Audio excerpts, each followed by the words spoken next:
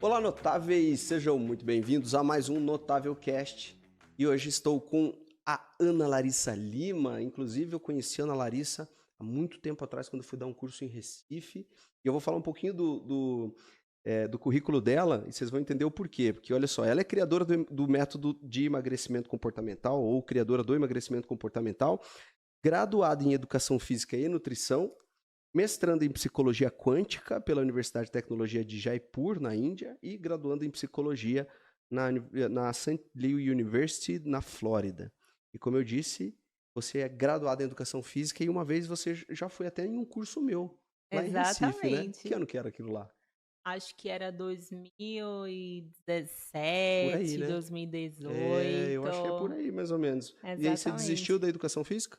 Não é que eu desisti, né? Primeiro, deixa eu agradecer por estar aqui, né? Muito legal passar todo esse momento aqui com vocês, entregando bastante conteúdo, trazendo aí para esses notáveis, conteúdos para que eles se tornem ainda mais notáveis, né? Possa mostrar aí para o mundo, para o que eles vieram aí na educação física, que é uma área que eu ainda sou apaixonada, sempre fui. E respondendo a tua pergunta, né? Que eu abandonei a educação física.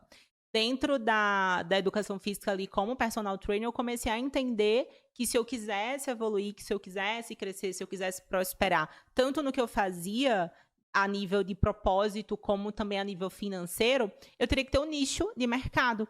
E eu escolhi trabalhar com emagrecimento. Até antes do emagrecimento comportamental, enfim, surgir, o emagrecimento começou a aparecer ali na minha vida. Eu ia te fazer essa pergunta. Como é que esse emagrecimento realmente chegou na sua vida? Isso. Nesse momento, assim, na fase da faculdade de Educação Física, eu não pensava tanto trabalhar com emagrecimento. Por isso que eu queria, por mim, se fosse, sei lá, Larissa de 2015, você imaginaria que você estaria hoje aí na frente do André falando tudo isso? Não, imaginaria. Porque o que é que me fez entrar na educação física? O que é que me fez entrar em todo esse processo, em todas essas formações relacionadas à área da saúde? A minha história de vida. O meu processo de emagrecimento, ele começou com 14 anos de idade. E naquele momento, naquela fase... Você era obesa? Eu nunca fui obesa, mas eu fui aquela criança que sempre foi cheinha, criada com biscoito, refrigerante, chocolate, todinho. Minha mãe trabalhava muito, não tinha tempo de cuidar da minha alimentação. Até porque naquele tempo, né, não faz tanto tempo assim. Não faz tanto tempo assim. Mas não tinha esse boom, essa informação que a gente tem hoje do quanto que é importante uma criança ter uma boa qualidade na alimentação. Era a época que as mães achavam que Danoninho era saudável, né? Pediatra, às vezes, passava Danoninho ali para as crianças. Então, eu cresci com a alimentação que não era tão saudável, mas que era o normal ali para mim. Então, quando eu tinha lá os meus 14 anos, eu não era a pessoa mais magra, mais esbelta da escola, mas era cheinha, aquela ali que não chamava tanta atenção. Então, nessa fase, né, adolescência, a pessoa já quer chamar atenção ali e tal, eu decidi passar pelo processo de emagrecimento. Foi literalmente uma decisão. Vou emagrecer. Mas nessa idade já, nessa 14 idade, anos? 14 anos. Vou emagrecer. Quando eu passei por esse processo, que a perda de peso foi... Eu pesava 65, mas imagina, 65, hoje eu peso 65. Mas era 65 de uma pessoa sedentária, que não fazia exercício. Ali, o primeiro exercício, assim, enfim, que eu foquei muito foi o karatê. Eu fui karateca, sou faixa verde.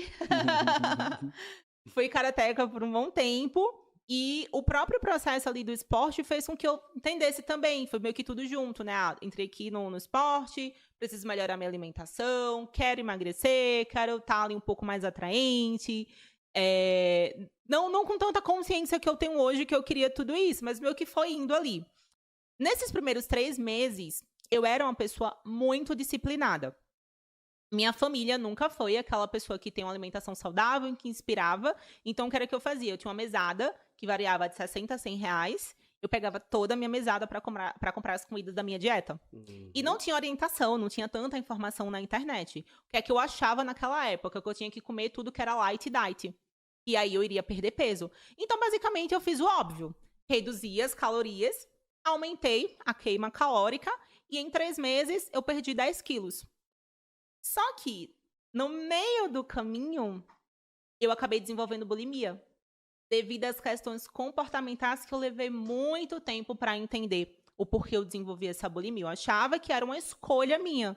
E depois, entendendo o porquê eu fui desenvolver a bulimia, eu entendi que era uma necessidade de ser aceita. Por quê? Quando eu comecei a fazer a dieta ali com 14 anos, eu virei a chata da dieta. Porque eu era muito disciplinada. Eu acho legal até a gente parar aqui para diferenciar a bulimia da anorexia. Qual que é a diferença desses dois distúrbios? Perfeito. São distúrbios, não posso dizer que são distúrbios alimentares, né? São distúrbios Também, alimentares. Isso. mas Porque está tem mais relacionado à isso. parte psicológica. Porque tem um distúrbio alimentar que vem da psique da pessoa, tem um distúrbio alimentar e tem um distúrbio de imagem. Eu tinha os dois. O distúrbio de imagem é aquela pessoa que, por exemplo, ela tá obesa, mas ela não se enxerga obesa. Ou o contrário, ela tá magra e ela não se enxerga magra. Então tem esse distúrbio de imagem e tem um distúrbio também alimentar, que está relacionado ao processo de alimentação. Então, de uma forma mais simples, a anorexia é aquela pessoa que basicamente para de comer. Ela não quer mais, ela evita comer qualquer coisa, come o mínimo quando ela possível. come, ela vomita? Não, essa é a bulimia. Então, a pessoa que é anoréxica, normalmente dá para perceber mais rápido, porque ela perde muito peso. Ela fica literalmente sem comer. Já a pessoa que tem bulimia, é mais difícil a pessoa identificar, porque por mais que a pessoa perca peso, ela não perde tanto peso. Porque, querendo ou não, o ato de comer e vomitar ainda tem uma certa absorção ali de nutrientes. Se for um carboidrato e aí mais ela tá rápido... sentando na mesa, ela senta na mesa e come, só que o problema é que depois ela sai e vomita. Ela tem um comportamento compensatório. Normalmente é o vômito, mas algumas pessoas vão para o exercício em excesso, algumas pessoas vão para o laxante. Laxante. Então, todos esses comportamentos são relacionados à bulimia.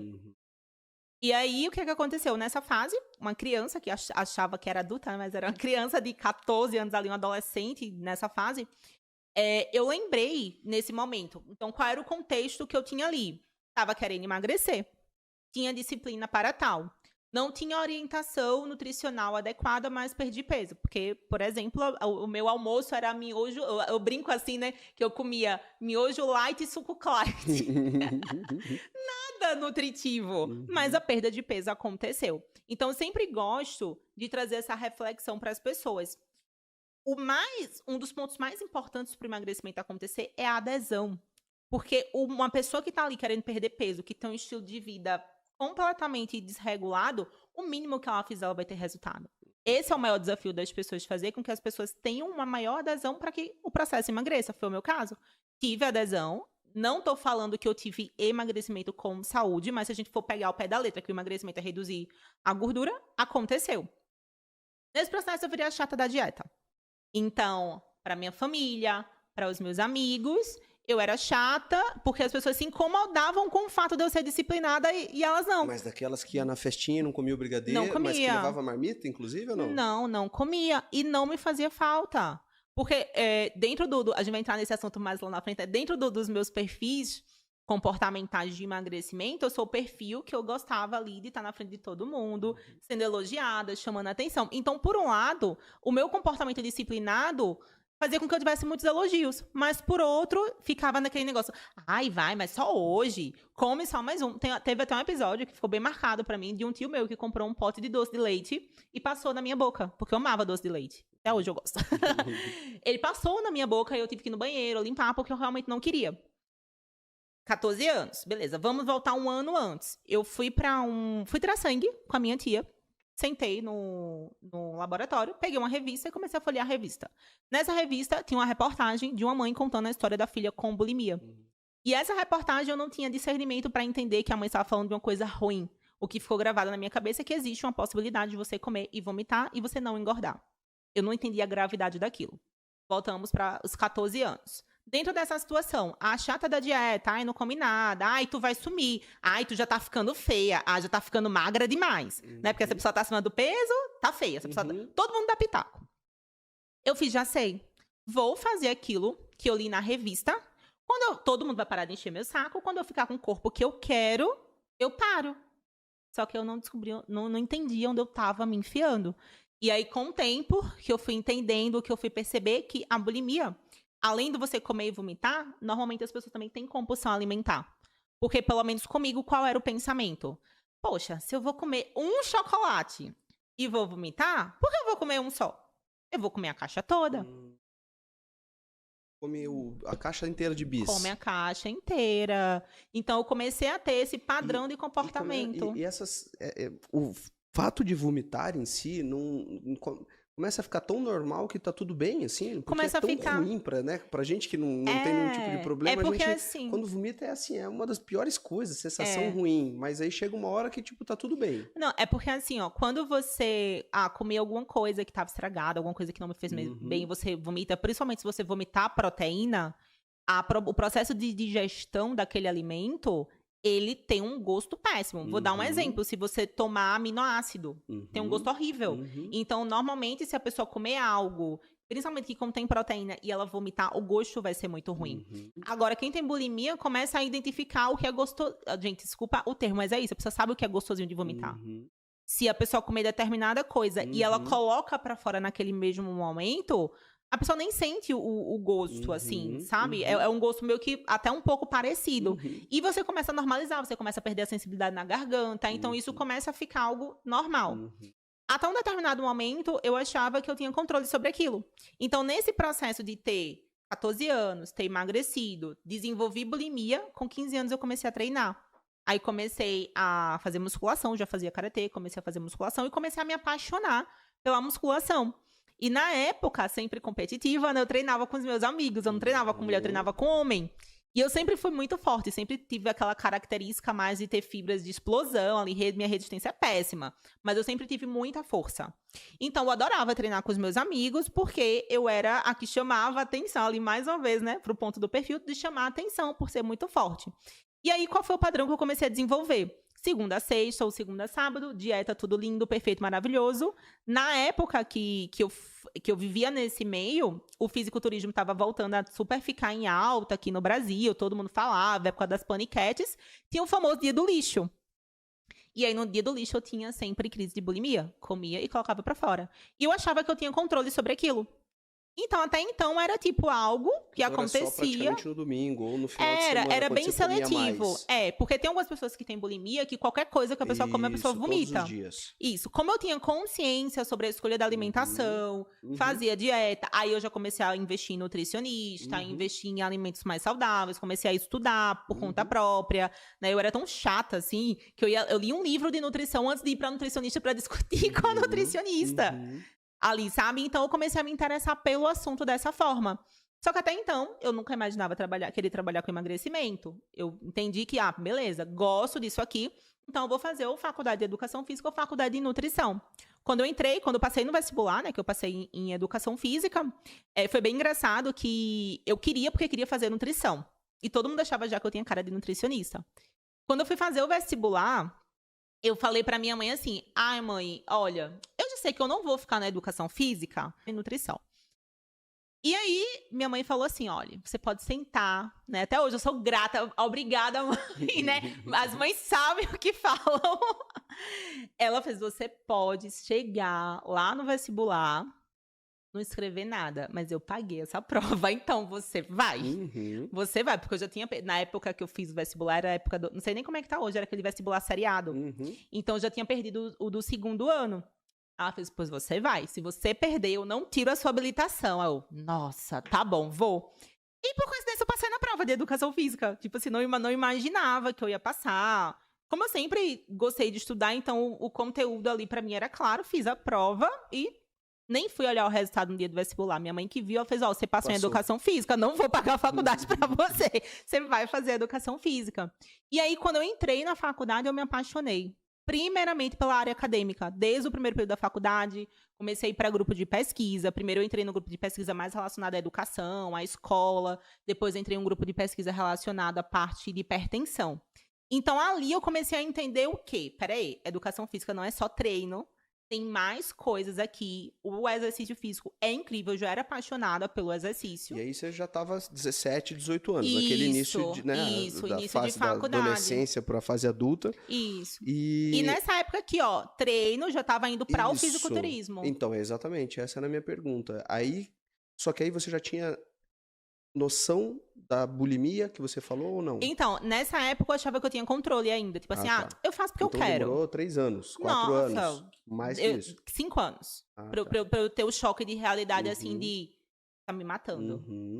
Porque se a gente vir aqui na linha do tempo, né? 14 anos comecei a emagrecer, desenvolvi bulimia, aí 15, 16, 17 anos treinando. Então, Eu aí sempre você começou, gostei de treinar. você começou a ir pro fisiculturismo, 17, 18 anos, ainda com um pouco desse comportamento, Isso. e aí começou a Faculdade de treinar Educação mais, Física. treinou mais forte para chegar nos níveis mais de competição. Você chegou a competir, então? Eu cheguei quase a competir, eu vou chegar nessa história. Uhum. Então, ó, tava lá, entrei na Faculdade de Educação Física. Assim que eu entrei, eu achava que eu ia pra essa área, né, de personal trainer, ir pro fisiculturismo, ir pra todo esse ponto. Eu comecei a me apaixonar por fisiologia, bioquímica, coisa nada a ver.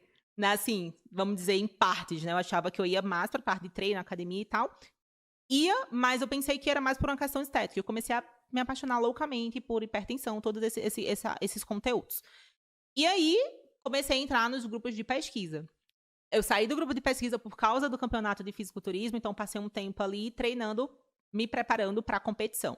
Quando eu estava lá já na metade da faculdade, em torno de 19 anos, já próximo ali de concluir, eu acho que eu era 6º período mais ou menos, eu já estava com o corpo mais próximo assim do pronto, né? Tem toda uma preparação antes para entrar no nível de campeonato.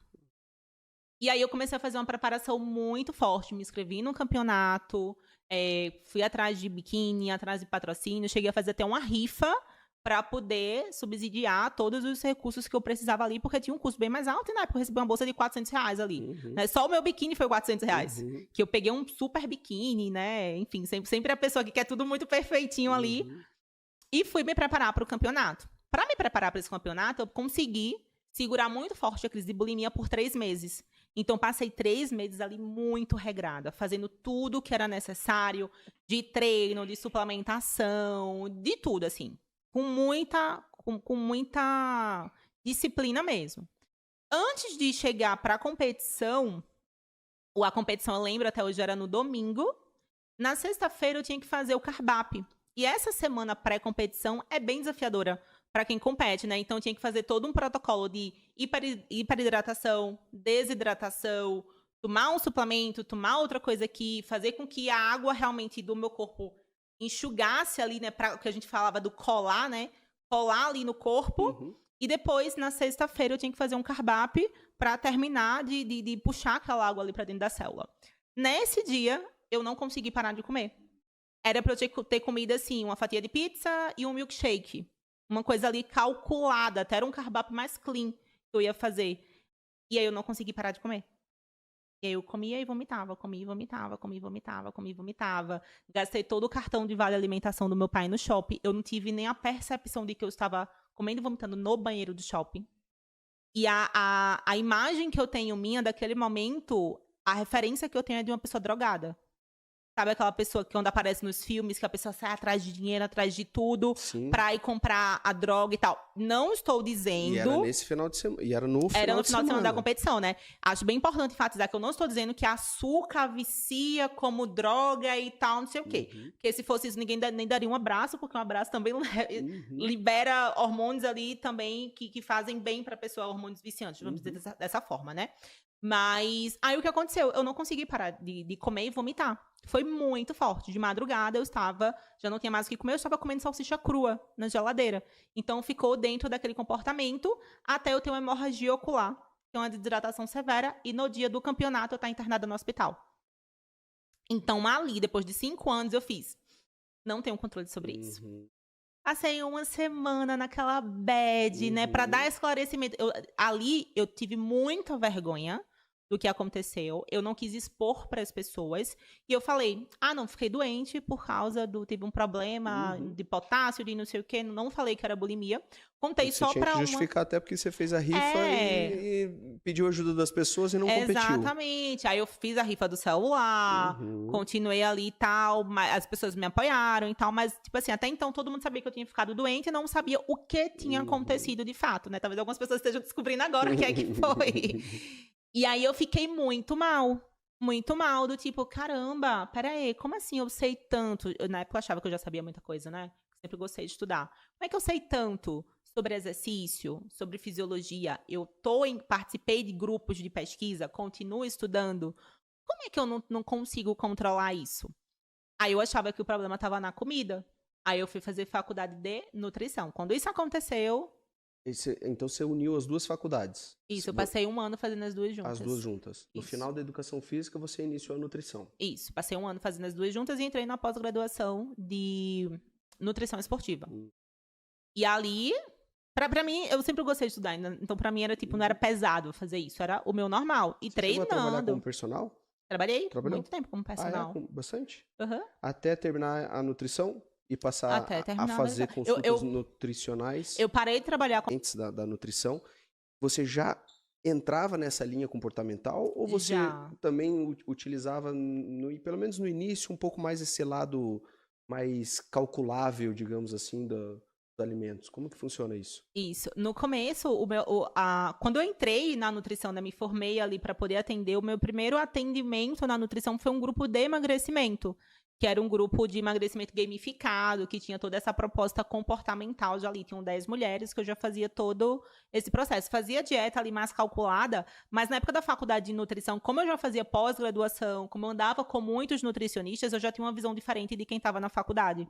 Então já saí da faculdade assim um pouco mais pronta do que quem estava na faculdade ali pela primeira um pouco vez. mais de idade também, né? Depois de você ter com feito mais uma maturidade. graduação, exatamente, mais maturidade. Eu acho que Depois de ter feito uma graduação, já sabe, né? Tem que algumas disciplinas não te ajudam muito, que você dá mais atenção para aquelas que te ajudam mais, né? Pelo menos no que você está buscando. Quando eu saí da nutrição, após a formatura. eu estava finalizando a minha terceira pós-graduação, né? Eu fiz nutrição esportiva, fiz fisiologia do exercício aplicada a doenças crônicas, foi como eu tinha falado. Eu pensei que eu ia seguir nessa área, né? Na época da faculdade, tudo relacionado a emagrecimento e comportamento era para mim, não era para o outro, assim, não era para levar aquilo pro outro, era para eu me entender. Para o outro, eu queria ser a nutripersonal dos diabéticos. Porque eu sempre gostei dessa parte de fisiologia, bioquímica, biomecânica também, mas principalmente a parte mais fisiológica e bioquímica.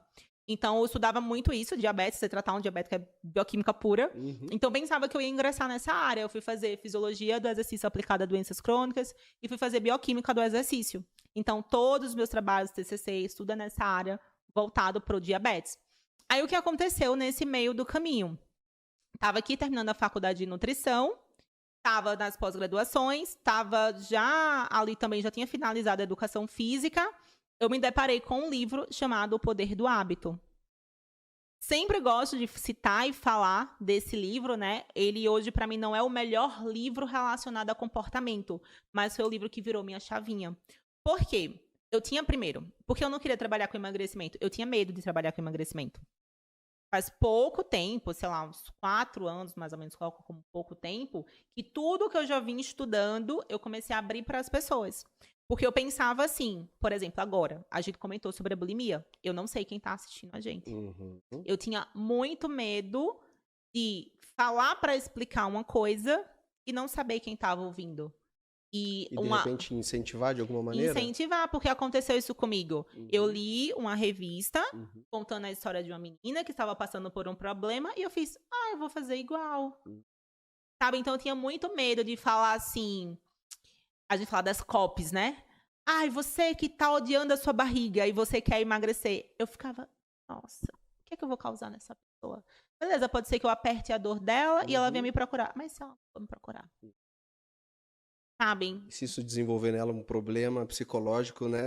Realmente estou odiando minha barriga. E ela reforça isso, né? Exatamente. Então, eu tinha muito medo de trabalhar com emagrecimento. E por isso que você dividiu o emagrecimento comportamental em 3 partes. Isso. Que não pensando apenas nessa questão do corpo físico. O emagrecimento comportamental ele chegou para mim em 2016, 2017. Nesse momento, o que é que eu estava fazendo? Já estava formada em educação física, estava concluindo a faculdade de nutrição, estava começando, tipo assim, eu peguei Poder do Hábito e depois saí pegando vários outros livros, várias outras coisas, fui fazer formação de coach para começar a entender o ser humano, mas primeiro para começar a me entender, né? Acho que a maior chave para mim foi não sou louca, né? Que a gente mulher já tem esse meio que esse estereótipo, toda mulher é louca, né? Não sou louca. Existe toda uma situação aqui que faça com que eu me comporte desse jeito. Ok. Nessa época, a nutrição comportamental estava chegando. E aí, super respeito, acho incrível, né? Esse trabalho que a nutrição comportamental trouxe. Talvez dentro dessas áreas, fora psicologia, que trabalha com quem busca emagrecer, seja uma área que trouxe esse olhar comportamental ali para as pessoas. Só que eu não era só nutricionista. E a nutrição comportamental, ela não trabalha apenas com o emagrecimento, ela trabalha com o comportamento alimentar.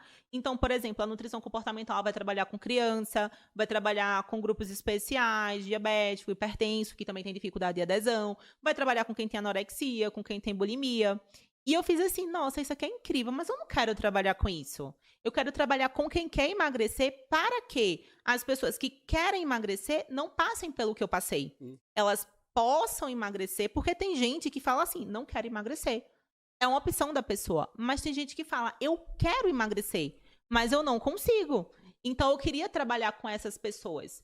Tipo, peraí, caramba, tem uma forma de fazer isso. Mas eu entendi que primeiro, para ajudar essas pessoas, eu teria que me ajudar. Porque um valor muito forte meu é congruência. Então, eu seria incongruente de chegar assim e falar, olha, vem cá, faz essa dieta aqui, você não come bolo, você não come nada. Então, eu lá, final de semana, com uma torta inteira, comendo e vomitando.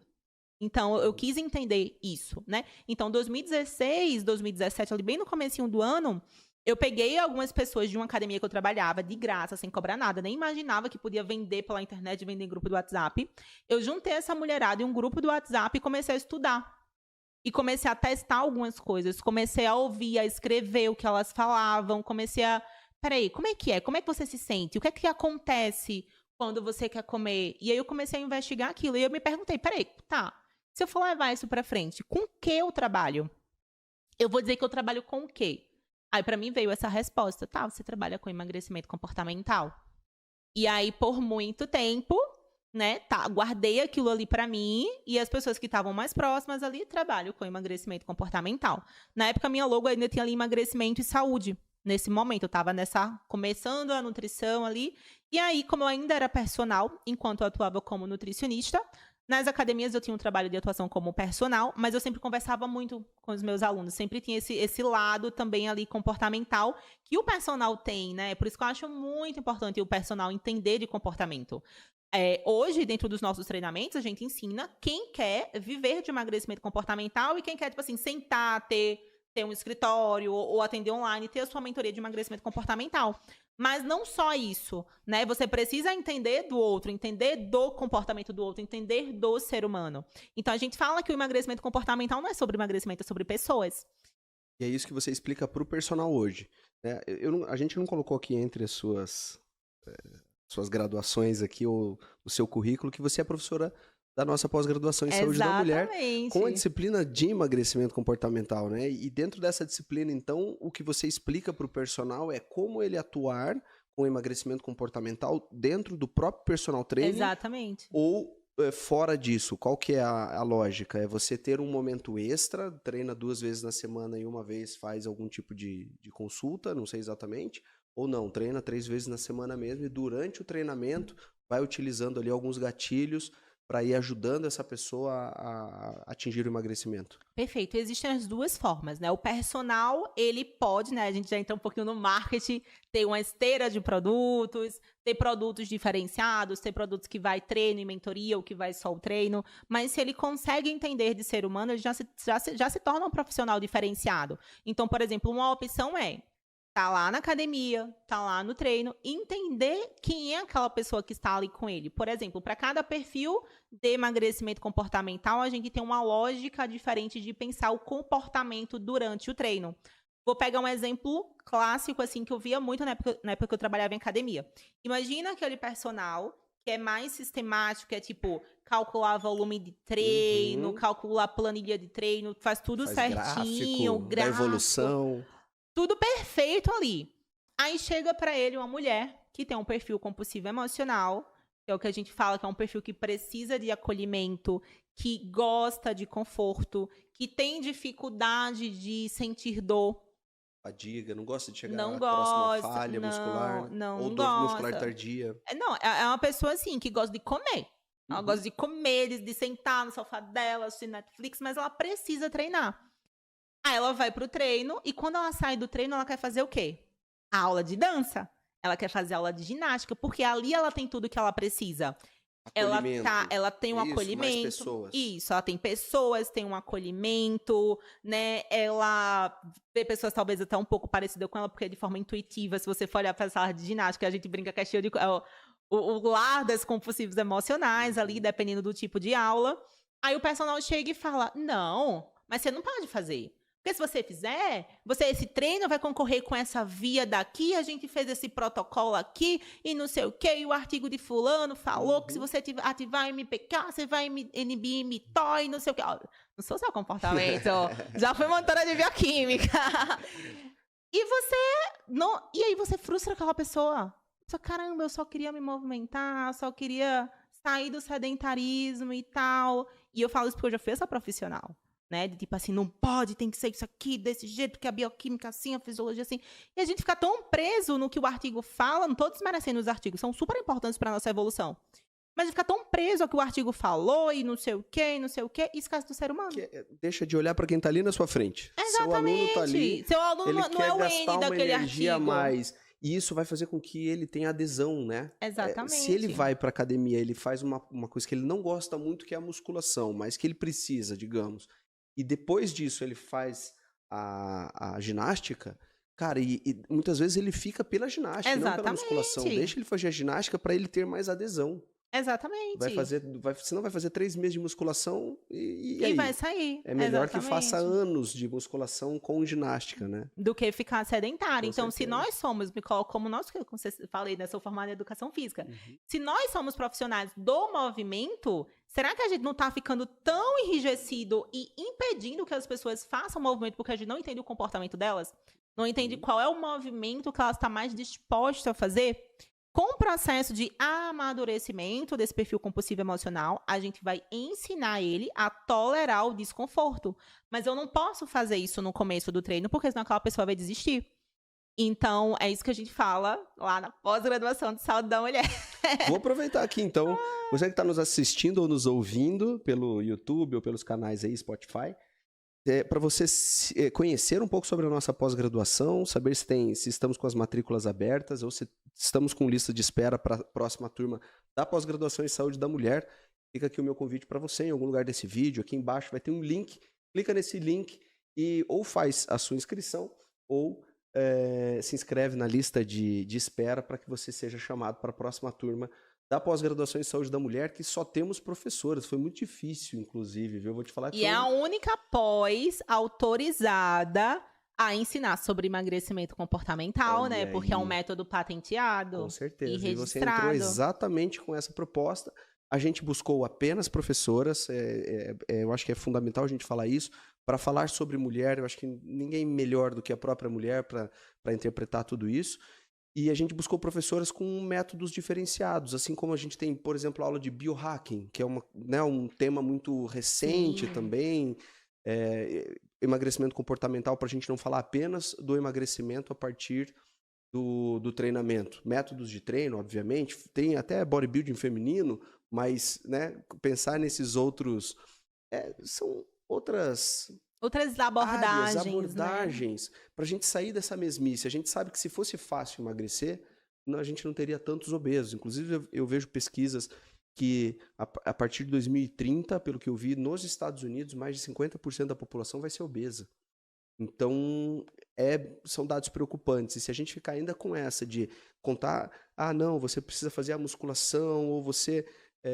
precisa fazer os métodos tradicionais, isso é melhor do que o outro, não se movimente assim, movimente assado, caminhada não vai te ajudar a emagrecer. Cara, caminhada não é o melhor exercício. Mas é melhor do que ficar sentado. Mas se melhora a adesão para ela, de repente evoluir para um futuro exercício, é isso que a gente tem que pensar. E o emagrecimento comportamental, eu acho que ele vem exatamente nessa linha, né? Exatamente, conhecer os perfis. E quando você fala dos perfis, eu sei que tem alguns perfis. Quais são os perfis? 5 perfis de emagrecimento, só que todo mundo gosta de saber. A gente tem o falso magro, o compulsivo emocional, o alto risco, o pesado e o estético. E para cada perfil desse, tem uma forma diferente de conduzir tanto o treino como também o processo de emagrecimento. Uma coisa que eu gosto de enfatizar é que todos nós temos os 5 perfis em intensidades diferentes. Então, você vai perceber que o seu aluno ele tem 1 ou 2 perfis predominantes. Entendendo o que é que está acontecendo com ele, inclusive naquele dia, você consegue entender qual é o perfil dele que está precisando de uma maior atenção. Uhum. Porque com o tempo e o que acontece na vida vai mudando esses perfis, o seu comportamento, relações, é isso? Isso. Não é que o perfil muda, vai depender muito. Mas ele altera, como você falou, o percentual de cada assim, um. Ó, cada pessoa, por exemplo, quais são os meus perfis predominantes? O compulsivo emocional, o alto risco e o estético. Eu tenho esses 3 predominantes. Dependendo do que está acontecendo na minha vida, dependendo do meu nível de autoconhecimento e de terapias que eu faço, eu consigo alterar a porcentagem deles. Exato. Mas uma pessoa que não faz um processo de autoconhecimento, uma pessoa que por exemplo, personal vai lá, pega essa pessoa, ela não faz nenhum processo terapêutico, ela não faz nada disso, porque não é defeito, tá, gente? Os perfis não é defeito, é você entender como cada pessoa funciona. Então, aquela pessoa tá ali pra treinar só. Dificilmente ela vai mudar essa porcentagem dos perfis. Ele passa a ser quase um refém do próprio perfil, é isso? Se ele não entende? Quem que tem que entender o perfil? O aluno ou o professor? Os dois. Os dois. Os dois, porque senão a gente fica achando que a gente tem defeito. Porque como é que surgiu essa questão dos perfis, né? A nossa linha de abordagem de estudo, ela deriva da psicanálise. Então, lá atrás, o Freud, quando começou todos os seus estudos de psicanálise, ele conseguia ter um determinado resultado com os seus clientes, mas chegava a uma determinada barreira e o resultado não prosseguia. Primeiro, eu gosto muito de entender, André, o contexto que as coisas aconteceram. Se você for pensar lá, nos anos 1910, 1920, como é que era a mentalidade daquela sociedade, o quanto que era fechado, assim. Então, tinha assuntos que não dava para debater, né? O Freud, ele é muito conhecido por esse trabalho na sexualidade. Então, hoje é comum, ainda tem tabu para falar sobre isso. Imagina naquela época. Então, ele realmente, com a forma como ele conduzia os tratamentos, não conseguia entregar resultados a todo mundo, ou o resultado acabava voltando. Um aluno dele, chamado William Reich, que era muito, muito ali, né, dentro da psicanálise, ele começou a perceber que não era só o que as pessoas falavam durante uma sessão de psicanálise, mas principalmente como elas falavam, como o corpo delas se comportavam, né? A gente estava conversando aqui um pouquinho antes que eu falei que o nosso corpo é a expressão da nossa mente e da nossa energia. Então, o Reich, ele percebeu isso. E ele percebeu que o Freud já trazia ali as fases de desenvolvimento da infância. Ele foi percebendo que, de acordo com os bloqueios emocionais e traumas que o aconteceram naquela infância, esse bloqueio ficava registrado no corpo através de couraças musculares. Então, ele fazia a leitura dessas couraças musculares. Ele ia entendendo que o Reich foi o primeiro, assim, cientista a entender que no nosso corpo passa uma energia, que é essa energia orgone, que os nossos ancestrais já chamavam de Kundalini. Então, às vezes, você vê conhecimentos diferentes que falam da mesma coisa de nomes diferentes. Mas o Reich, ele fez uma pesquisa lá que ele comprovou que essa energia, ela flui realmente no nosso corpo. E ele percebeu. Ela gera características específicas. Isso, porque assim. E em que partes do corpo? Não, é no corpo todo. Porque cabeça, o que acontece? ombro, barriga. Isso, onde cabeça. É mais evidente? Ó, a gente tem os segmentos de couraça, que é a couraça ocular, a couraça oral, a couraça cervical, a couraça torácica, a couraça pélvica, né? Uma analogia, e aí já é uma fala minha, tá, gente? Uma analogia que eu percebi aqui. Onde o Reich visualizava as couraças, esses segmentos de couraças, que a gente faz um trabalho terapêutico para envolver isso, por isso que eu falei, o perfil pode mudar? Pode, se a pessoa fizer um trabalho profundo para entender aquilo ali, entender quem ela é, entender por que aquilo ali foi feito, então pode ser que ela flutue um pouquinho dentro dos perfis dela, mas o caráter dela dificilmente vai mudar 100%. A gente fala assim, uma pessoa que é falso magro, muito falso magro, como por exemplo o André aqui, que tem um falso magro. Você tem um falso magro, pesado e o estético. Aqui, ó, falso magro, peguei na barriga, aqui, ó, não é bem esse que você quer dizer, né? Vou explicar. Tá. Mas falso é esse sim, só que a gente entende o comportamento dele, do porquê ele é daquele jeito, né? Então, o Reich, ele percebeu todo mundo isso. Pegando na barriga aí agora, em casa, pra eu pensar aqui, ó, então, será que eu sou falso magro também? É o que eu percebo. Aonde tinha as couraças ali que o Reich notava, é onde temos também os nossos centros de energia, que já vem sendo estudado de forma milenares, né? A questão dos estudos dos chakras, que vem, por exemplo, na própria medicina indiana, né? A Ayurveda olha muito para essa parte dos chakras também. Então, ele percebeu isso. E aí ele foi trazendo toda uma abordagem, inicialmente através da análise do caráter. Depois ele criou uma metodologia voltada para vegetoterapia, que eram exercícios, movimentos para liberar essas couraças. Que foi depois, a vegetoterapia depois ela seguiu ali com o Frederico Navarro, chegou dentro de uma instituição que eu super admiro, que eu também estudo lá, que são com os Volpes, né? Então tem um centro haitiano, que inclusive é aqui em Curitiba. Uhum. E aí a gente tem todo esse estudo de entender realmente de uma forma muito profunda como aquilo ali surgiu.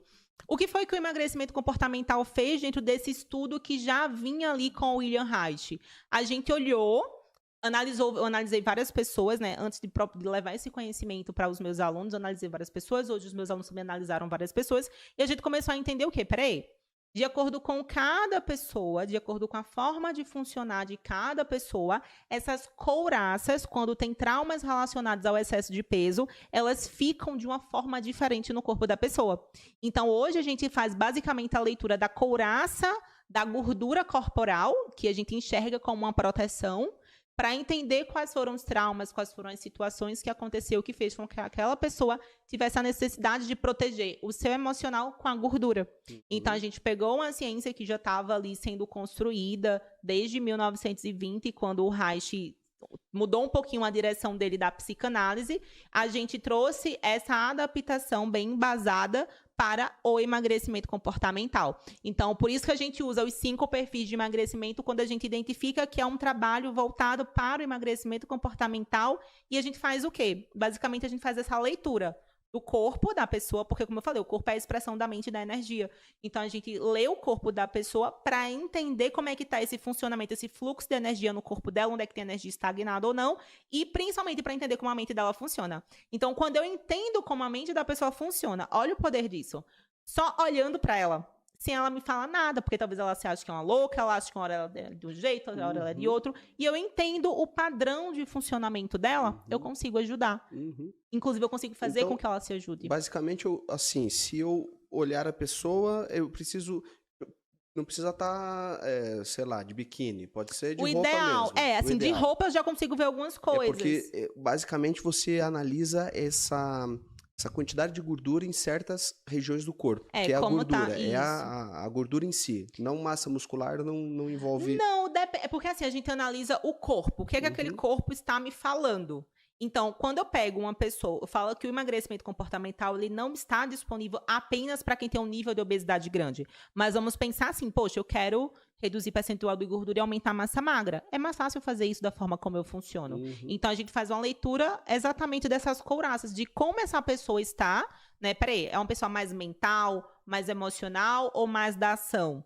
Né? Como é que tá a energia dessa pessoa? O que é que eu estou vendo ali? Quais são os traumas que a gente não tem bola de cristal, tá, gente? Mas a gente consegue entender qual é o trauma raiz que está ali para primeiro entender o funcionamento da pessoa. Então, isso nos seus estudos, você consegue justificar um certo acúmulo de gordura em regiões específicas, dependendo desse perfil comportamental. Isso. Tanto pro acúmulo de gordura, como, por exemplo, é importante de falar, né? Poxa, e essa pessoa aqui que não tem excesso de gordura? Mas ela tem um corpo ali que a gente também consegue ler, por exemplo. Se você pegar uma pessoa que tem, por exemplo, a combinação estética com falsa magra, ela nunca vai ter excesso de gordura. Por exemplo, a Bruna Marquezine, ela tem um pouco desse perfil. Ela tem um falso magro bem alto e também tem um estético bem alto, né? O que faz com que ela seja uma pessoa mais na dela, mais introspectiva, mais perfeccionista, mais exigente. Dificilmente, assim, eu falo dificilmente porque a gente não sabe o que acontece, tem algumas mulheres que têm uma cinturinha tão fina e mesmo assim tem, tipo, gordura no quadril, né? Impressionante, né? Isso é bem do perfil estético. É bem do perfil aquela estético. Cinturinha, não dá nem pra acreditar que a cintura é tão fininha assim, aquela barriga também que não é projetada pra frente, assim, mas tem gordura no quadril, isso é bem do perfil estético. Perfil estético? Normalmente, esse excesso... E, por exemplo, né, eu trouxe a Bruna... Só pra vocês entenderem, tá? Eu trouxe o exemplo da Bruna Marquezine. Ela é bem falsa magra, mas ela tem algumas características peculiares do estético.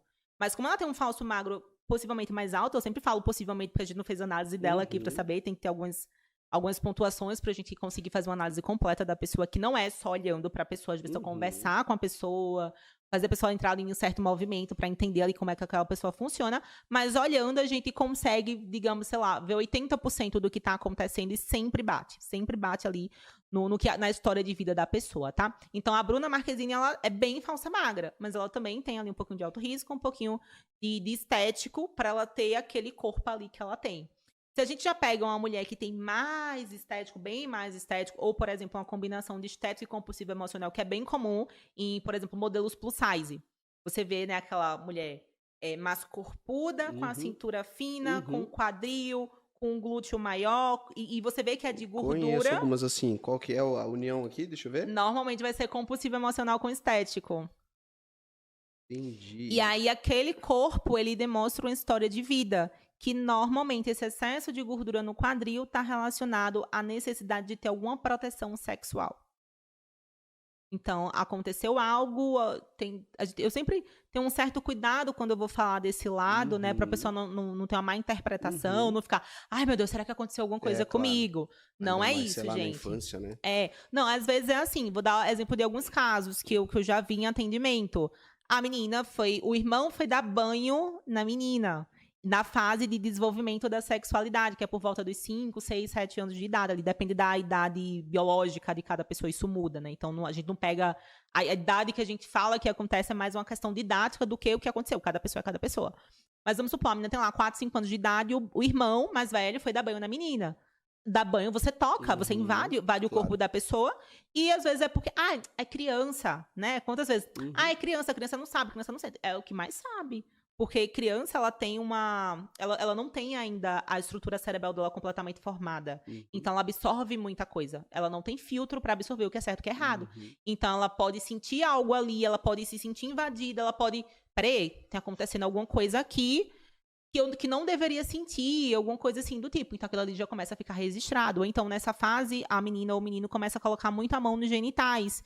E os pais começam a falar, ai, não pode, é feio, não sei o quê. Porque o adulto já leva pra maldade a criança. Não, a criança só tá percebendo uma sensação nova, porque aquilo ali tá sendo desenvolvido naquela fase. Então, tudo isso que acontece na infância, em cada fase da infância, vai fazer com que um bloqueio fique registrado no corpo dessa pessoa. E aí, esse acúmulo de gordura no quadril normalmente representa algum bloqueio relacionado à sexualidade. E os outros perfis têm um acúmulo específico também? Por exemplo, o pesado? Vamos lá, deixa eu passar pelos 5 perfis de uma forma mais rápida e pontual que o pessoal vai conseguir identificando as pessoas. O falso magro, ele é aquele perfil, vamos pensar assim, né? Quando a gente vê e faz a avaliação de uma pessoa, a gente vê isso de uma forma misturada. Por isso que eu falei, o André tem um pouco desse, um pouco desse, um pouco desse. Vamos pensar no perfil puro, que era o que o Reich via, né? Depois, com as outras pessoas que foram melhorando a metodologia dele, veio o Alexandre Lowen, da bioenergética, o próprio Federico Navarro, e a população foi se desenvolvendo, a gente foi começando a perceber que já era um misto de traços ali voltados a isso. Por isso que hoje a gente não tem... É muito difícil ver um perfil puro, porque a gente tem muito mais contato com pessoas hoje do que tinha antes, né? E o fundamental para esse desenvolvimento dos perfis é o ambiente, principalmente o ambiente da primeira infância. Então, o falso magro, ele é aquela pessoa que tem um corpo muito magro e tem uma dificuldade muito grande de ganhar massa magra, porque ele é muito mental. E por que ele é muito mental? Porque durante a gestação dele, a mãe sentiu algo que fez com que o feto se sentisse rejeitado, né? Que a mãe rejeitou o feto. Às vezes é uma gestação conturbada, às vezes teve muito estresse. Então, esse feto ele vai se encolher e vai jogar o sangue para onde ele precisa para ele sobreviver. Então, ele joga o sangue para onde? Para o cérebro. Então, ele começa a registrar uma maior atividade cerebral. Então, a gente vai ver pessoas que têm uma carga de energia muito maior na cabeça e menor no corpo. A gente brinca que a pessoa quer só a cabeça. Então, ele vai ter um padrão de comportamento do pensar muito, de ter uma mente mais acelerada, uma mente mais criativa, uma mente mais racional, porque ele tem muita energia na mente ali. E se ele não cuidar dessas feridas da criança dele, ele vai ser aquela pessoa que não vai querer aparecer, que não vai querer se mostrar, que não vai querer ser vista, que vai querer ficar um pouco mais ali na dele. Normalmente é o estereótipo que a gente fala do nerd, né? Porque ele é muito mental, ele realmente tem uma facilidade maior para compreender coisas mentais. Na fase da amamentação, acaba acontecendo, que é a fase oral de desenvolvimento da criança, acaba acontecendo a formação do que a gente chama no emagrecimento comportamental do compulsivo emocional. Porque qual é a necessidade, né? Isso forma porque cada fase da infância a criança tem uma necessidade diferente. Então, nessa fase, a criança ela tem praticamente duas necessidades básicas. As necessidades fisiológicas, que é comer, né, a fralda ali ser trocada, ter essa atenção, e a necessidade de afeto, principalmente da mãe. Tá? Não é que o pai não é importante, mas a criança não percebe muito o pai. Ela tem uma relação ali quase que simbiótica com a mãe. Ela precisa do afeto da mãe. Então, como essa amamentação foi feita, pode fazer com que aquela criança tenha se sentido amada, segura e protegida, ou pode ser com que aquela criança tenha colocado no inconsciente dela que ela não tem mãe. Então, fica um vazio ali. Então, a criança que chorou muito, ou porque não teve as necessidades dela atendidas, ou teve essas necessidades atendidas em excesso. Ou seja, a criança queria uma outra coisa, a mãe ia lá dava comida. Sabe aquela mãe que, tipo, tudo que a criança chora dá comida? É interessante, né? Porque chegando nesse ponto, não tem como também a gente preservar todos, né? A vida vai acontecer. Não, isso não é uma coisa ruim. Isso, é isso é o normal. Isso, né? Porque você falou aqui, ó, da gestação e agora da amamentação. Da amamentação. Mas isso vai acontecer naturalmente. Então, assim, isso pode acontecer, inclusive, bem sem querer, né? Assim, sem conseguir prevenir uma situação dessa. Muito bem colocado, André. Isso não é algo que a mãe faz de forma proposital. Isso, exato. É sempre... E outra coisa, a gente sempre enfatiza nas formações que nunca é o que os pais fazem. Uhum. Porque os pais, eles deram o que eles tinham. Exato. É sempre como a criança percebe. Às vezes vai acontecer a mesma coisa com dois irmãos. Um vai entender uma coisa, outro vai entender outra. É sempre o olhar da criança em relação a isso. Que é justamente esse olhar, essa percepção que forma a crença. Então, nessa fase da amamentação pode... Eu tô pensando aqui, né? Eu parei e falei assim, como é que a gente faz para evitar isso, né? Então vai sempre amamentar, ou sempre agora na gestação não vai poder fazer tal coisa. Não tem como controlar. Não tem como controlar. Inclusive, tiveram pessoas que tentaram controlar, foi pior. Porque... O que é legal? Deixa eu concluir aqui os outros 3 perfis. Qual é o registro, né, de cada criança ferida, vamos colocar assim, que vai ter? Rejeição, abandono.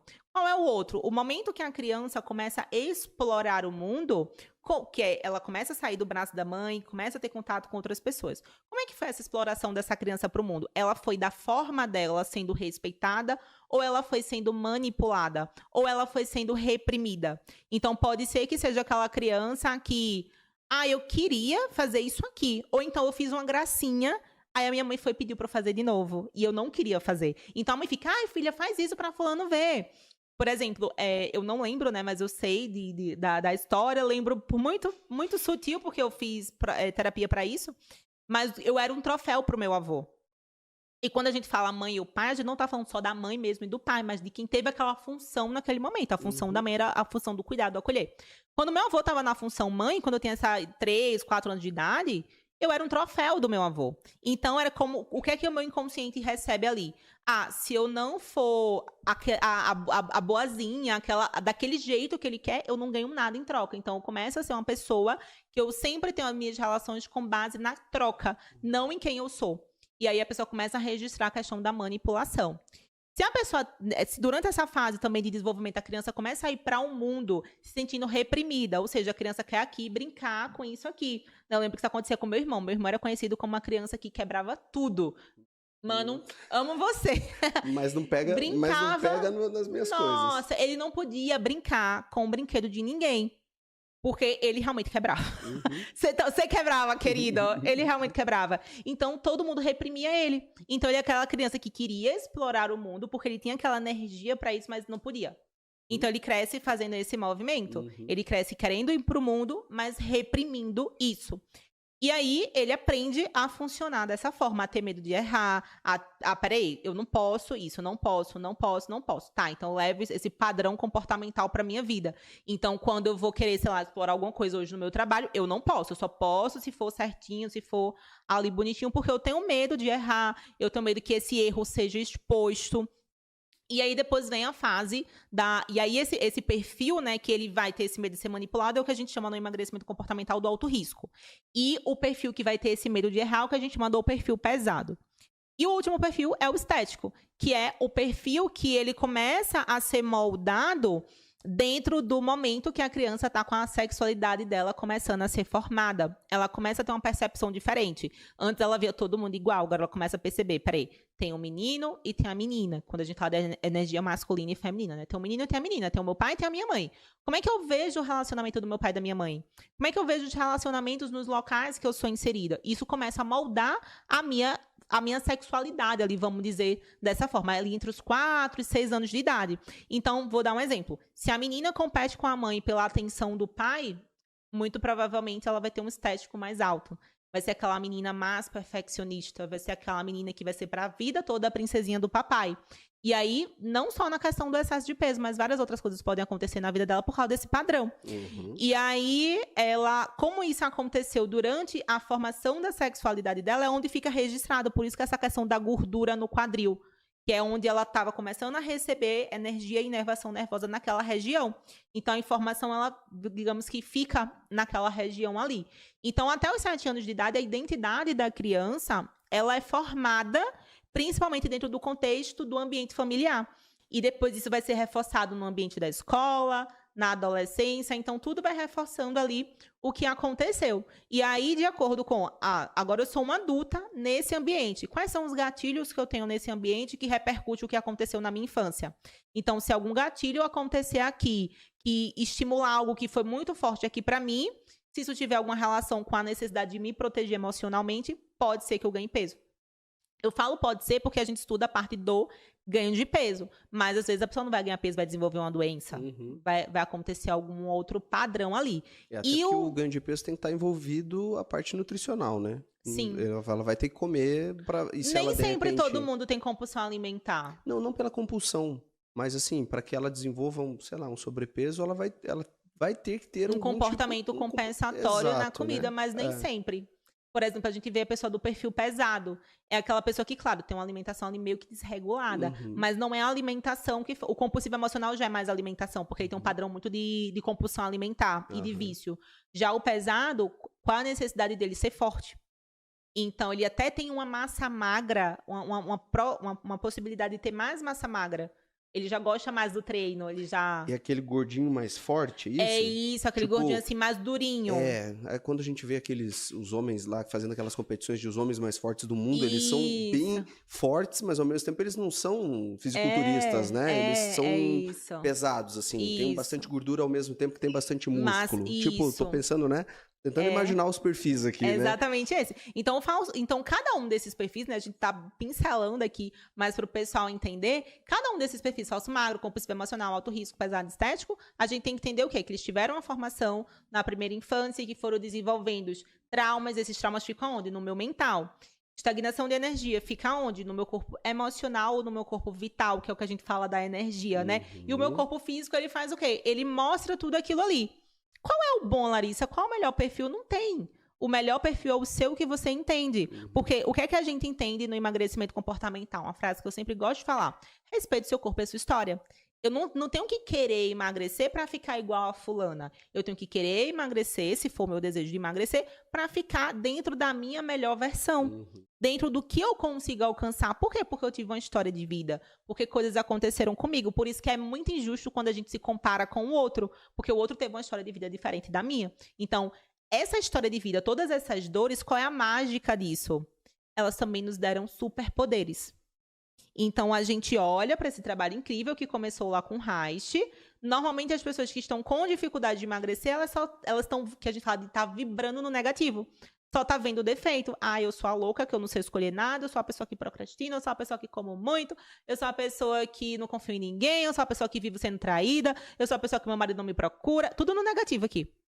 Tá, mas qual o positivo? E a gente pega essa pessoa que tá aqui no negativo e põe ela no positivo para ela poder emagrecer. E a pergunta de $1 milhão é, se eu enxergo, então, um acúmulo de gordura na região abdominal, existe alguma possibilidade de, entendendo dos perfis comportamentais, de eu tentar reduzir só aquela região ali? Vai depender do perfil da pessoa, né? Porque a gente sabe que o emagrecimento, ele acontece num corpo como um todo. As pessoas perguntam assim, peraí, e se eu emagreço, eu mudo o meu perfil? Nem sempre. Vamos pensar assim, a pessoa tava lá, compulsivo emocional com estético, tava gordinha na bochecha, na barriga, na perna, na coxa. Ela emagreceu, você percebe que ela fica com o mesmo formato. Uhum. As pessoas que acumulam gordura só, mas na região da barriga, normalmente são os falsos magros. Por quê? Pô, de volta, eu tô São no mesmo. pessoas... De volta no meu aqui, ó. São pessoas que o quê? São muito mentais. E elas pensam, não gosto de generalizar, mas normalmente é assim. Eu não engordo. Eu posso comer o que for, mas eu não engordo. Então eu posso comer o que eu quiser. Só que como ela tem... a pessoa pensa assim, mas não é a genética, né? A gente já sabe que a crença molda a genética também. São pessoas que têm uma atividade mental muito mais alta. A gente sabe que o cérebro, ele gasta muita energia. Então, eu sempre gosto de separar. O cérebro está no meu corpo físico e ele é o processador do meu corpo mental. Como se o cérebro fosse o computador e a minha mente fosse o Wi-Fi. Então, o cérebro, ele é o equipamento do nosso corpo que processa essas informações. A pessoa que é muito mental, que está muito no mental, ela gasta muita energia mental. Isso em calorias mesmo. Então, ela tem uma atividade metabólica normalmente maior. Do ponto de vista emocional, ela já não quer ser vista, ela já não quer aparecer. Então, ela tem toda uma formação, desde a parte física e desde a parte emocional, para ela não ganhar gordura no corpo todo. Então, se a gente está falando realmente de um falso magro, ele não vai ganhar gordura no corpo todo. Só que a gente sabe que não existe só a gordura subcutânea, existe a gordura visceral. Então, o falso magro, como ele tem uma certa dificuldade de expandir gordura subcutânea, para onde vai essa gordurinha Visceral. que ele come? Vai para a barriga. Então, é muito comum a gente pegar pessoas que têm um perfil do falso magro, que ou são sedentárias, ou têm uma alimentação mais desregulada, porque a pessoa realmente acha que ela pode comer tudo. Eu como tudo, não engordo. Então, eu quero ganhar peso. Aí a pessoa não procura nutricionista, vai comer porcaria, vai comer qualquer coisa, porque ela não entende isso. Pega o exame de sangue dessa pessoa. Tá totalmente desregulado. Como é que a gente consegue convencer um falso magro? Trazendo argumentos mais racionais para ele, para mostrar, olha, não é porque você não come, né, não é porque você não ganha peso que você não precisa cuidar da sua saúde. O cuidado com o falso magro é um cuidado mais voltado para a saúde. Porque ele pensa assim. E outra coisa, o falso magro, ele é prático, ele não tem energia para estar fazendo muita coisa. Então, ele quer... Às vezes, ele vai lá e come. Eu vou pegar um hambúrguer, vou pegar isso aqui. Porque eu preciso de algo prático, eu preciso ser rápido. Sabe, normalmente a pessoa fica beliscando ali, né? Ou então, se a gente pensa no falso magro puro, ele vai ser muito mental, já vai ser uma pessoa que trabalha no computador, uma pessoa que trabalha com programação, alguma coisa assim. Então, tá ali comendo alguma coisa. E aí, como ele não ganha peso, ele acha que ele não precisa cuidar da alimentação. Fantástico, hein? E tem algum formato, assim? Eu fiquei pensando aqui, digamos, sei lá, o pesado ele é mais retangular, o falso magro é como se fosse um retângulo, um losango, não tem assim formatos específicos? O falso magro, né, ele normalmente, a gente tá falando do perfil mais puro, né, por isso eu gosto de entender as combinações, porque quando a gente entende as combinações, a gente entende as dinâmicas que tá acontecendo com aquela pessoa. Mas o falso magro normalmente vai ser aquela pessoa que a gente brinca que é só cabeça, né, ele tem um corpo mais longilíneo, vai ter tanto dificuldade de acumular gordura como acumular massa magra. Quando a gente vê assim, nossa, mas aquela pessoa que é bem magra, mas também tem muita massa magra. É porque vai ter um estético junto ali também, que o estético já ganha mais massa magra. Então você vê que o falso magro é aquele corpo magrelo que aparece basicamente os ossinhos ali da pessoa, né? Normalmente a pessoa ela tem essa couraça ocular bem desenvolvida, então tem aquele olho mais protuberante, a cabeça é maior, o cérebro é maior também. O compulsivo emocional, ele é aquele gordinho fofinho que dá vontade de agarrar, assim, abraçar. Todo molinho, todo com a tendência à flacidez maior. Né? É bem engraçado, porque eu tenho uma certa porcentagem do compulsivo emocional e eu já fiz tudo, assim. Hoje eu tô numa seita que dói menos. Eu já fui fisiculturista, né? A André já viu as minhas fotos, eu era muito forte mesmo. Eu era a pessoa que fazia supino com 100 quilos e Lé 45 com 500 quilos. Já cheguei a bater aí, né? Não era o meu peso de treino, mas eu cheguei a bater esses valores, que é bem alto. Eu sempre tive a constituição da pele flácida. Não era aquela flacidez muscular, era a flacidez da pele. Porque emocionalmente, né, cada parte do nosso corpo tem uma função. Emocionalmente, porque eu tinha aquilo ali? Para as pessoas pegarem, para a pessoa, sabe? Né? E era bem engraçado, os meus amigos da academia faziam muito isso, ficava pegando. Então, a partir do momento que tem algo no teu corpo que faz com que a pessoa se aproxime de você, você sente o quê? Acolhida. Você não vai ser abandonada. Então, por isso que os compulsivos emocionais, eles ficam acima do peso para não serem abandonados. Porque eles vão ser mais vistos, vão ser mais tocados, vão estar mais ali, né? Aquela história do gordinho engraçado, que todo mundo quer estar perto. Quando a gente vê, então vai ser aquela pessoa com formas mais arredondadas e mais molinhas. O alto risco, ele é aquela pessoa que acumula mais energia na parte superior do corpo. Porque nessa fase da primeira infância dele, ele estava desenvolvendo mais a região torácica. Então, é muito comum a gente ver empresário nesse formato, sabe? Que é aquele triângulozinho. Então, você vê, ou a pessoa vai para a massa magra, de ser muito forte em cima e fina embaixo, tem esse perfil, ou vai para o acúmulo de gordura. Não acumula gordura na perna, só acumula gordura em cima do corpo. Normalmente é aquela pessoa que, por que ela faz isso? Para ter o poder, para ocupar mais espaço naquele ambiente e não ser enganada. Pensei aqui no tipo meu malvado favorito. Bem aquela perninha isso. fina, assim, aquele tronco maior, é isso? É bem esse perfil Entendi. daí. E aí a gente, se for brincar de desenho animado, o próximo é o Shrek. O Shrek? Qual que é o porque Shrek? seria o pesado, né? Ah, o pesado. Que é exatamente esse corpo mais quadrado, mais forte, só que não definido. Não tem uma dificuldade maior de ter definição, porque ele tem tanta massa magra pelo desenvolvimento dele, como também tem a gordura. Então, normalmente, pessoas que têm um perfil pesado demoram até um pouquinho mais para perder peso. Só que qual é a mágica do perfil pesado? São muito consistentes, porque são muito do passo a passo, do processo. Então, você tem aquelas pessoas mais durinhas e mais quadradinhas. E o estético que a gente fala aqui, independente do peso, ele tem um corpo mais harmônico. Então, tanto o rosto é mais harmônico, como o corpo é mais harmônico, como essa cintura da mulher, tudo vai vir mais pela harmonia, né? Para o caminho mais harmônico. O Reich, ele falava que seria interessante que a gente fosse levando essas pessoas com esses perfis para um amadurecimento, para que chegasse num perfil amadurecido. Mas isso é quase impossível. Por isso que o que é que a gente tenta fazer? A gente tenta gerenciar os perfis. Eu não falo nem equilibrar, porque equilibrar, quando a gente fala equilibrar o pé da letra, a gente está falando de uma balança com os dois pontos equilibrados. Não tem como. O que é que a gente faz? A gente gerencia esses perfis para entender como eu me comporto em determinados ambientes, quais são os superpoderes dos meus perfis e o que é que me tira ali desse gerenciamento positivo, né? O que é que faz com que eu perca a cabeça, já para eu evitar essas situações. Então, o Reich, ele falava de um caráter genital, que ele dava esse nome, que seria, digamos assim, o caráter perfeito, a pessoa que é totalmente amadurecida. E a gente tem um exemplo de a pessoa que essa pessoa é Jesus Cristo. Então, a gente realmente não chega. Não chega nesse nível. O que a gente chega peraí, quais são os meus perfis? Como é que eu funciono? Porque, não é ficar contando historinhas dizendo, é porque minha mãe fez isso comigo. Não, isso aqui é só para você entender. O que é que você vai fazer daqui para frente com isso?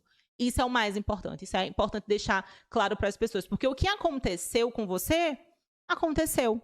Foi a sua percepção daquilo. O que é que a gente tem que fazer? Mudar o nosso óculos. Perfeito. Não é o momento de se lamentar, é o momento de conhecer.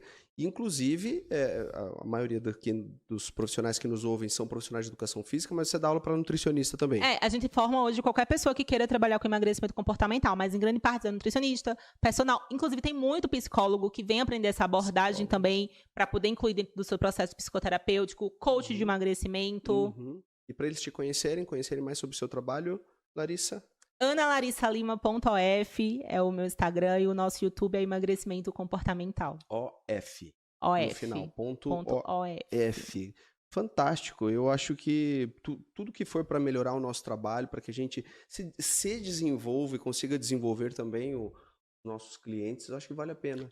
Com certeza, né? E uma coisa que eu falo muito para os meus alunos é assim, André, a gente só pode levar o outro até onde a gente já foi. Então, todo esse primeiro processo, que é um processo de autoconhecimento, né? Essa questão do, perfil tal, isso é uma forma didática de expressar, de entender ali, mas o ponto principal é o quê? A gente entender como a gente funciona, entender a nossa individualidade comportamental para que eu possa fazer um tratamento não só com base no que deu certo para o outro ou com base na parte fisiológica e bioquímica, que é importante. Mas como é que eu junto isso? Peraí, eu sei que isso aqui é muito legal, eu sei que essa dieta é legal, eu sei que jejum funciona, eu sei que HIIT funciona, eu sei que isso aqui tudo funciona, gente, tudo vai funcionar. Mas o que é que eu tenho que fazer antes disso? Exato. Fazer com que a pessoa faça. É fantástico. Eu tô lembrando aqui do livro Cinco Linguagens do Amor, que fala exatamente a mesma coisa, né? Não é porque eu gosto de uma linguagem do amor, por exemplo, sei lá, a linguagem do presente, a linguagem tempo de qualidade,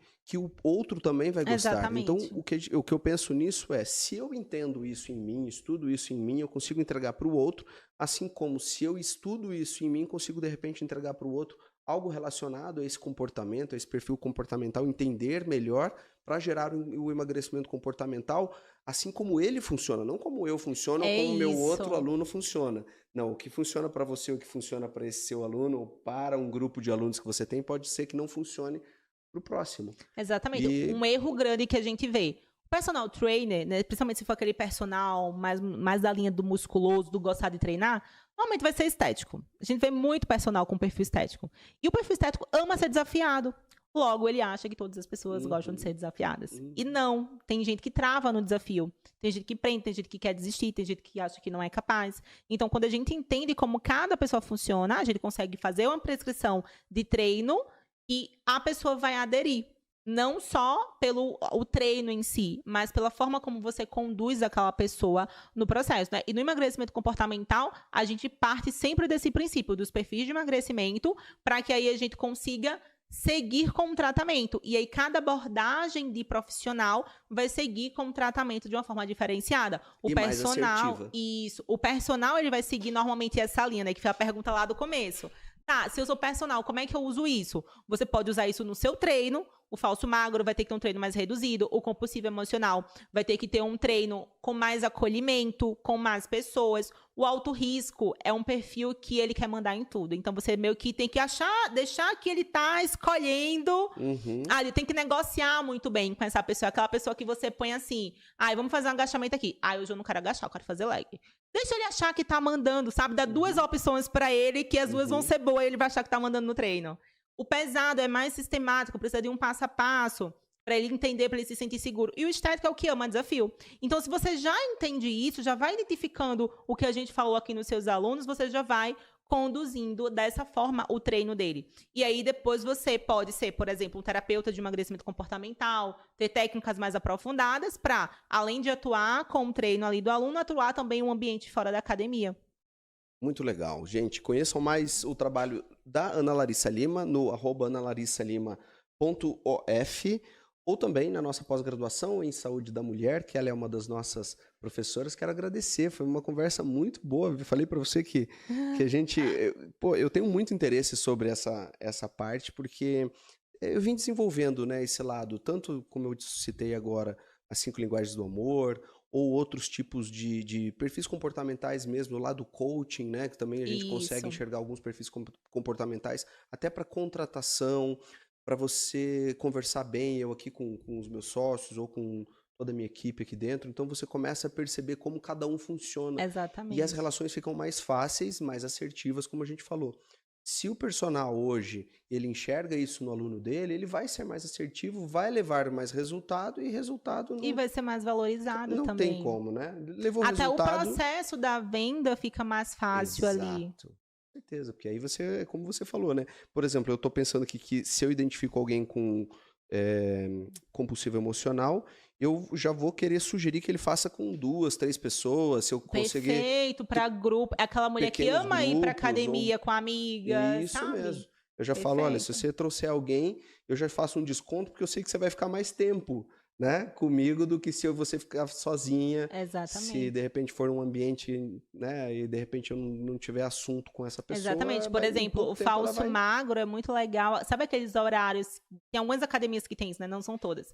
Mas aquele horário promocional que não tem quase ninguém. Horário perfeito pro falso magro treinar. Então você já sabe, assim, esse horário aqui eu vou... Meu Deus do céu, eu tô me identificando em tudo, que não adianta. Eu sou falso magro. Bom, se vocês querem saber, então, qual é o seu perfil, acessa aí, @AnaLarissaLima.